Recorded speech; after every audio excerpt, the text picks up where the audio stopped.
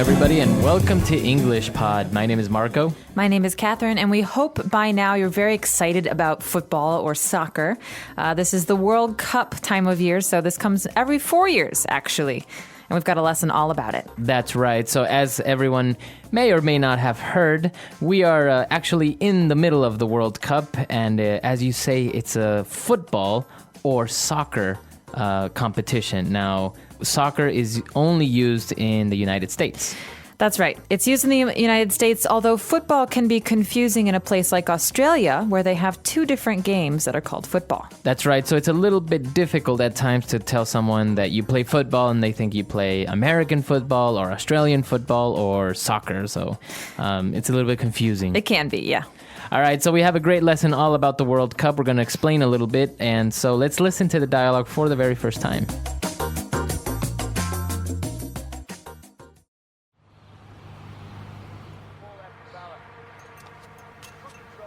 What are you doing? What am I doing? What am I doing? Don't you know what day it is? No.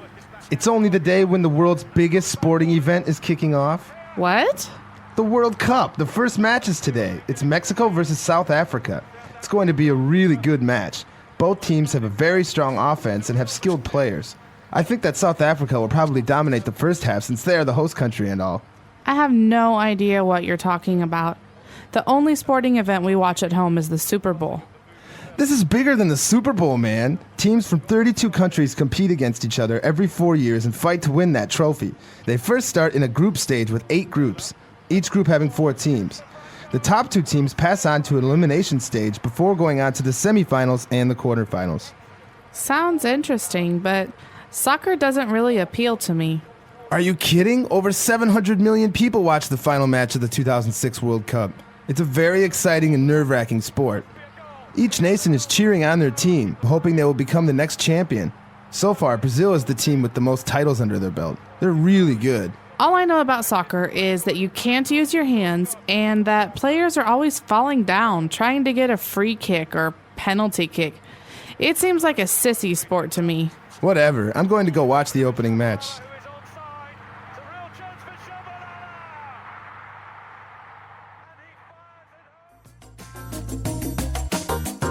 All right, we're back. So obviously, 2 people discussing or fighting over the World Cup and soccer. One of them doesn't really like it.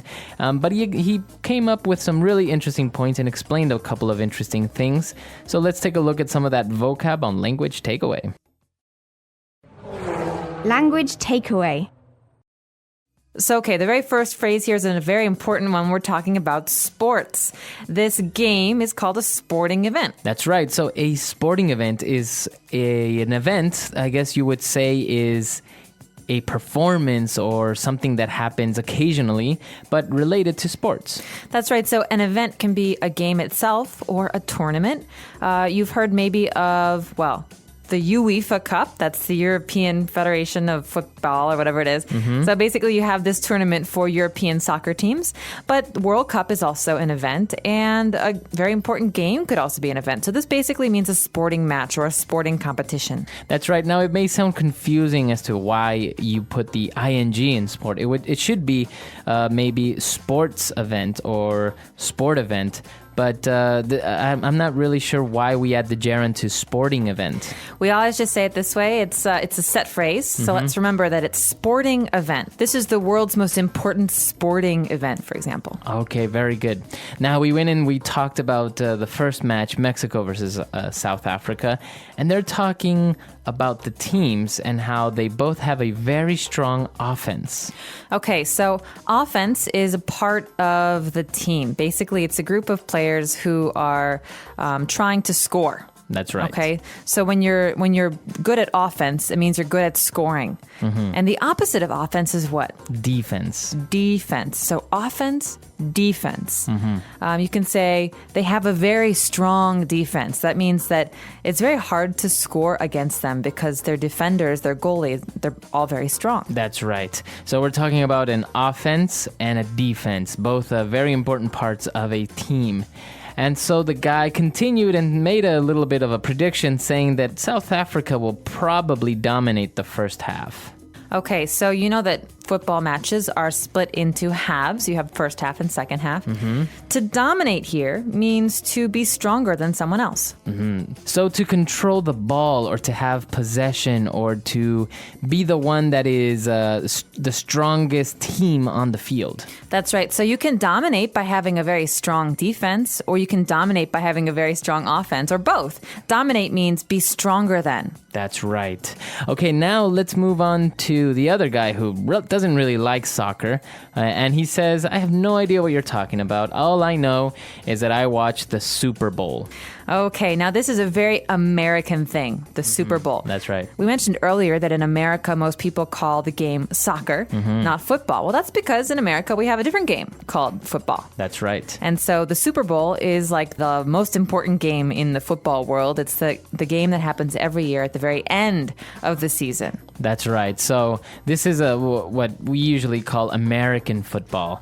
So you've probably seen it on TV as well. And the Super Bowl is basically the name of the final sporting event of American football. Just like we have World Cup, we have the Super Bowl. And the winner of the Super Bowl is the best team that year. That's right. All right, so now let's go on to explain a little bit about how the World Cup works. The guy went on to explain that there are 32 countries competing, and basically we have 3 parts: an elimination stage, a semifinals, and quarterfinals.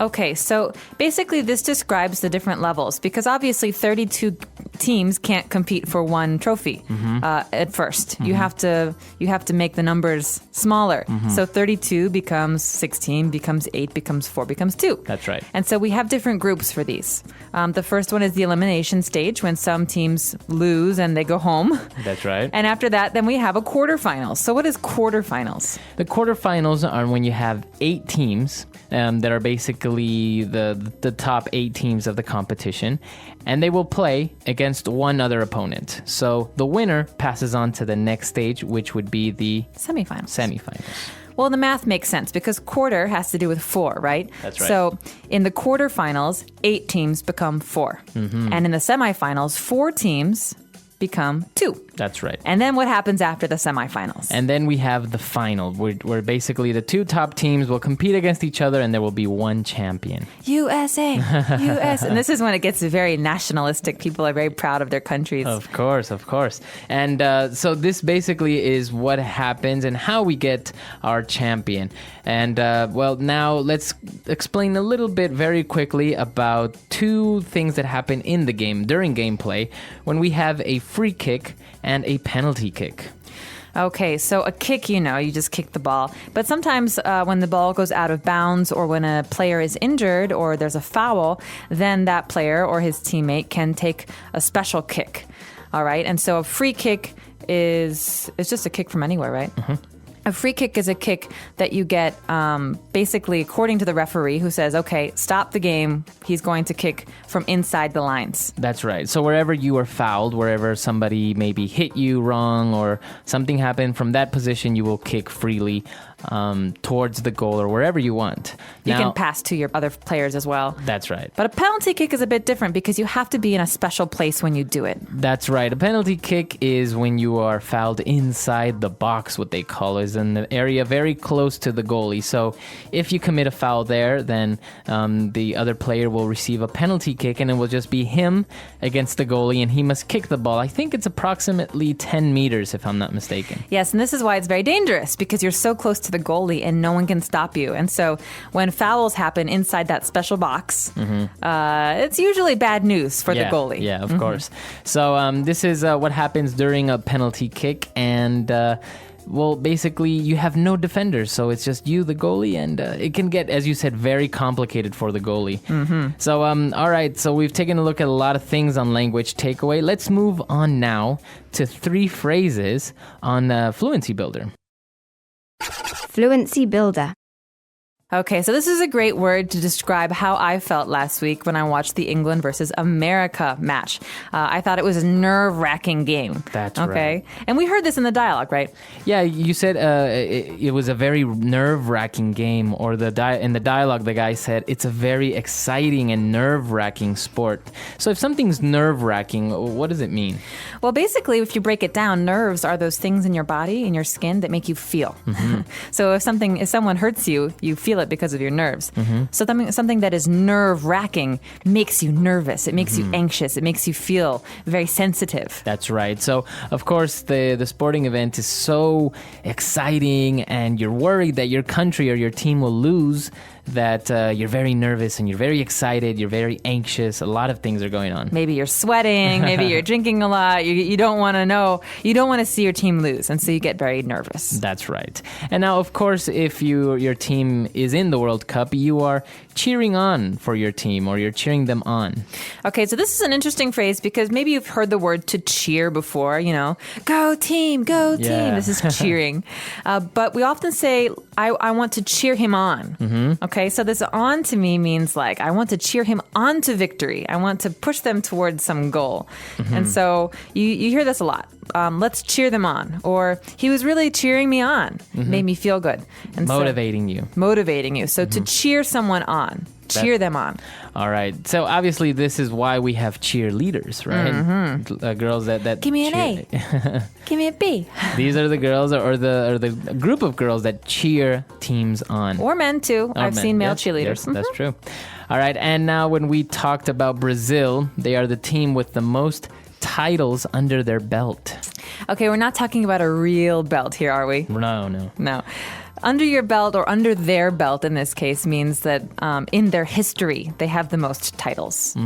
That's right. I think it may come from boxing or one of those sports where you actually wear a belt that says your title. And I think, if I'm not mistaken, sometimes a boxing belt will have various titles on the belt. Right, the championship belts. Yeah. Because they wear it afterwards. I've never heard that before, but it does make sense. But the important thing to remember here is that it's not just sports. You could say he has 10 years of experience in marketing under his belt. That's right.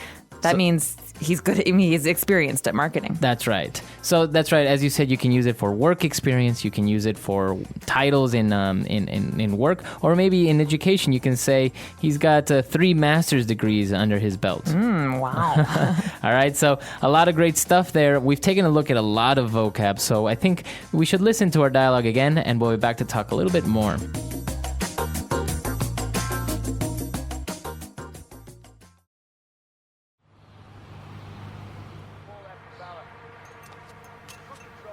What are you doing? What am I doing? What am I doing? Don't you know what day it is? No. It's only the day when the world's biggest sporting event is kicking off. What? The World Cup. The first match is today. It's Mexico versus South Africa. It's going to be a really good match. Both teams have a very strong offense and have skilled players. I think that South Africa will probably dominate the first half since they are the host country and all. I have no idea what you're talking about. The only sporting event we watch at home is the Super Bowl. This is bigger than the Super Bowl, man. Teams from 32 countries compete against each other every 4 years and fight to win that trophy. They first start in a group stage with 8 groups, each group having 4 teams. The top 2 teams pass on to an elimination stage before going on to the semifinals and the quarterfinals. Sounds interesting, but soccer doesn't really appeal to me. Are you kidding? Over 700 million people watch the final match of the 2006 World Cup. It's a very exciting and nerve-wracking sport. Each nation is cheering on their team, hoping they will become the next champion. So far, Brazil is the team with the most titles under their belt. They're really good. All I know about soccer is that you can't use your hands and that players are always falling down trying to get a free kick or penalty kick. It seems like a sissy sport to me. Whatever. I'm going to go watch the opening match.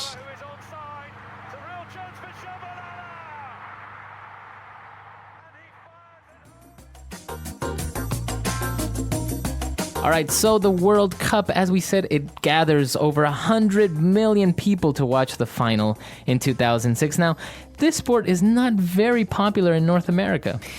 It's not, well, that's not totally true because Mexicans really follow football. That's right. That's right. But I think in America, in United States, it is one of the less popular sports. I was thinking the other day, maybe number 5 on our list of popular sports. Maybe because, well, you have American football, the NFL, you have Major League Baseball, you have the NBA, you have the NHL, and I think maybe before soccer, you probably either have golf or tennis before soccer.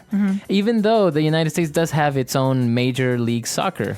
Yep, MLS, Major League Soccer. And my hometown team is Chicago Fire, pretty good team. I heard they're very good. And the LA Galaxy, I think, is the other best team in the States. That's right. Now, the United States did host the 1994 World Cup, and I think this is where a little bit of more interest started to come up, and I think Major League Soccer was formed prior to the World Cup in the United States.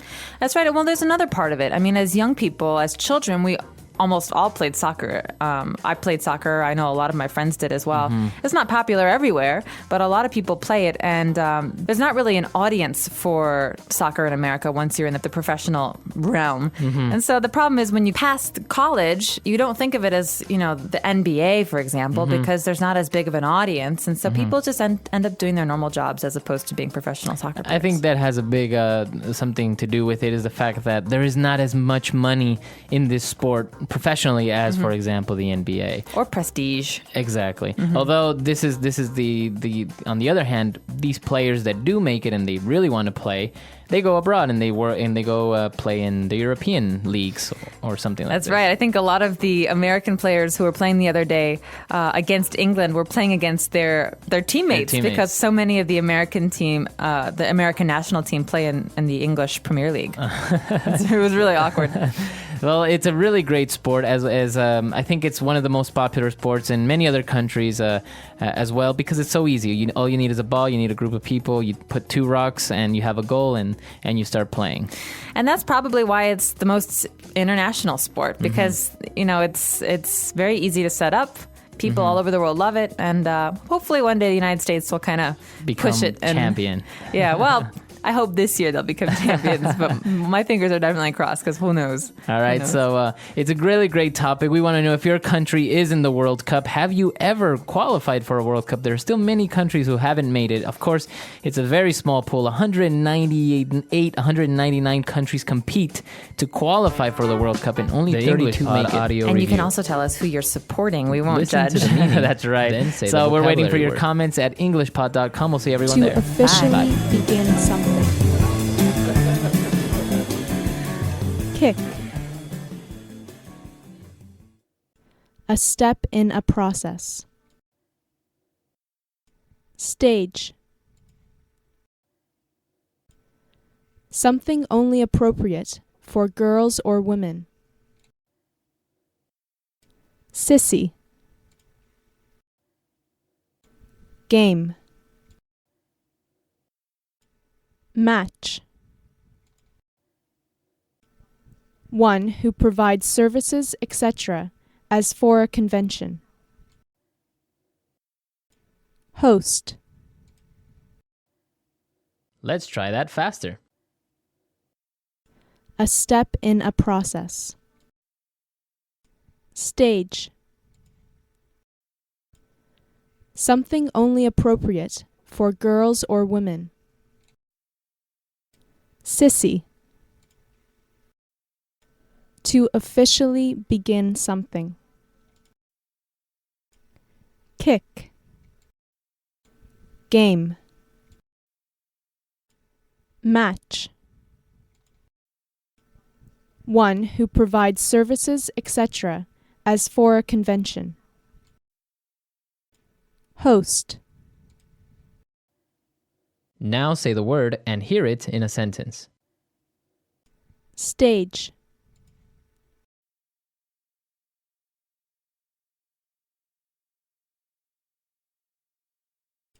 There are several stages a team must go through in order to make the finals. Stage.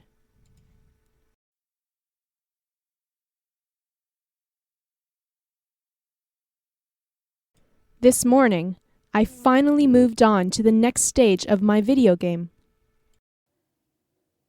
Stage.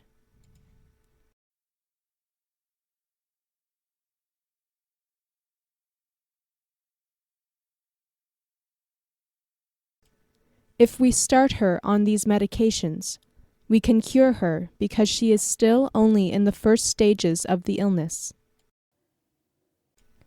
Kick.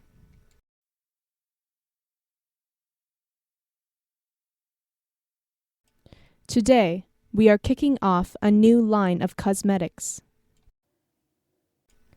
Kick.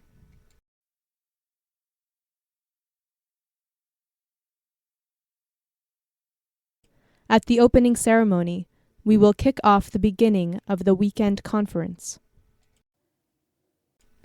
Kick.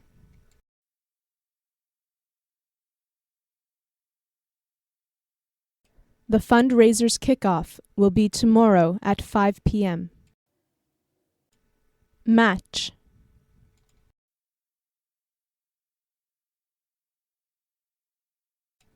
It's Spain versus Brazil in the final match. Match.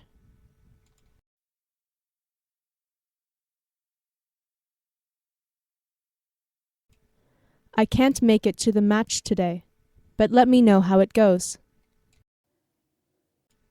Match.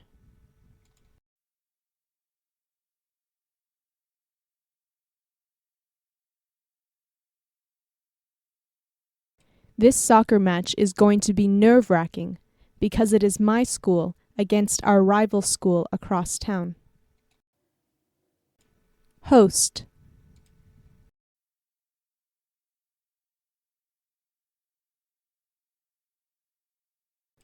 The host country put on quite an elaborate show at the opening ceremonies. Host.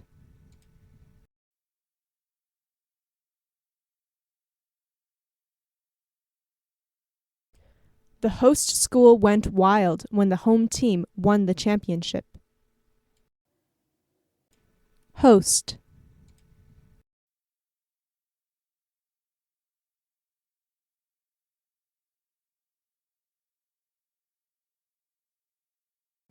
I hardly got any time to speak to the host of the party because she was constantly running around and talking to the other guests. Sissy.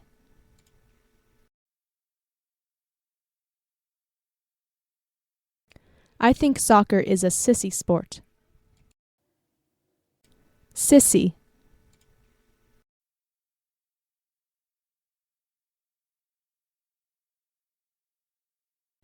That kid is such a sissy when his mom is around, but he's fine when she's gone. Sissy.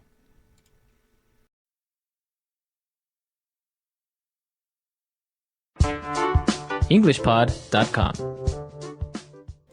The whole camping trip, she was being such a sissy about having to sleep on the ground and What not are you being doing? able to shower. What am I doing? What am I doing? Don't you know what day it is? No. It's only the day when the world's biggest sporting event is kicking off. What? The World Cup. The first match is today. It's Mexico versus South Africa. It's going to be a really good match. Both teams have a very strong offense and have skilled players. I think that South Africa will probably dominate the first half since they are the host country and all. I have no idea what you're talking about. The only sporting event we watch at home is the Super Bowl. This is bigger than the Super Bowl, man. Teams from 32 countries compete against each other every 4 years and fight to win that trophy. They first start in a group stage with 8 groups, each group having 4 teams.